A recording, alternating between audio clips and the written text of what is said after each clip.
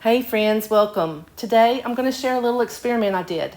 I painted the same subject twice, once in acrylics on the left and once in watercolor. The same pumpkins, same windowsill, same fall light, but two very different results. Why would I do that? Well, painting the same subject in different mediums is one of the fastest ways to grow as an artist. You're not worried about what to paint.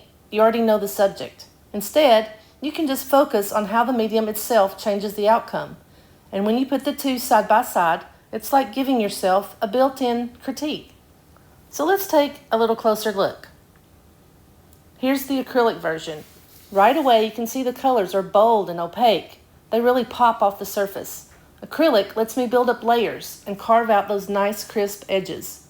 The shadows are deep and defined, and the pumpkins feel almost sculptural, like you could just reach out and grab one.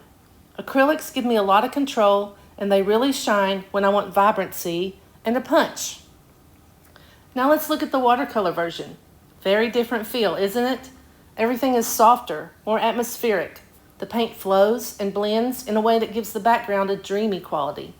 The pumpkins are lighter, more transparent, and the shadows melt into the surface instead of sitting on top. Watercolor teaches me to let go a little bit. I can't control every edge, and that's part of the beauty. It captures light in a way acrylic just can't. And then comes the question. If I'm making a brand new painting, inspired by both, how do I decide which medium to use? For me, it depends on the mood I want.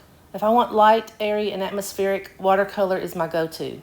If I want bold, vibrant, and more tactile, acrylics win. Sometimes it also comes down to practical things. Acrylics are more forgiving if I need to fix something. Watercolor forces me to plan ahead and commit. So there you have it. 2 pumpkins, 2 mediums, and a lot of lessons learned. Painting the same subject twice is such a great way to stretch yourself as an artist, and I highly recommend you give it a try.